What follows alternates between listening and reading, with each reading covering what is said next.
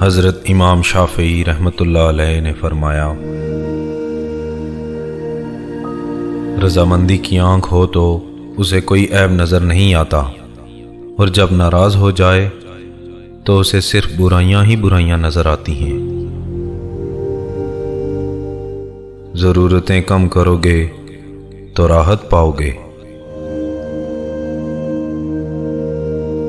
جو تمہارے ایسے اوصاف بیان کرے جو تم میں نہ ہوں، وہ تمہارے ایسے عیوب بھی بیان کرے گا جو تم میں نہیں ہیں۔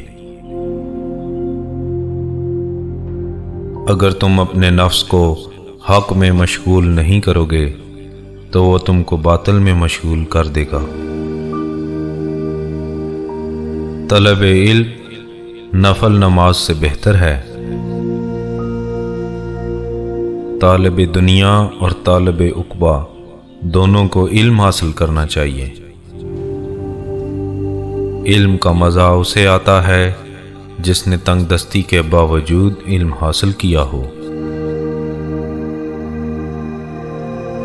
اگر چاہتے ہو کہ اللہ تعالیٰ تمہارا دل روشن فرما دے تو غیر ضروری گفتگو سے بچو، گناہوں سے دور رہو، اور کوئی نہ کوئی ایسا عمل خیر ضرور کیا کرو جس کا علم خدا کے علاوہ کسی کو نہ ہو۔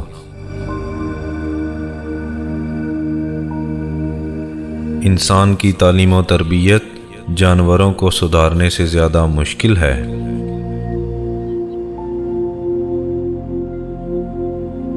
تین چیزوں کی زیادہ عزت افزائی ذلیل کر دیتی ہے: عورت، خادم اور گھوڑا۔